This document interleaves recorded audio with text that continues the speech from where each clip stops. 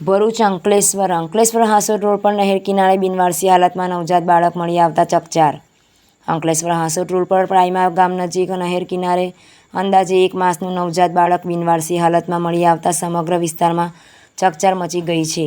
સ્થાનિક લોકોની નજર બાળક પર પડતા તેમણે તાત્કાલિક પોલીસ તેમજ 108 ઇમરજન્સી સેવાને જાણ કરી હતી.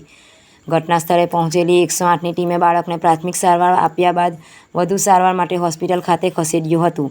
પ્રાથમિક માહિતી મુજબ કોઈ અજાણ્યા વ્યક્તિ દ્વારા માસૂમ બાળકને નહેર કિનારે ત્યજી દેવામાં આવ્યું હોવાની આશંકા વ્યક્ત કરવામાં આવી રહી છે.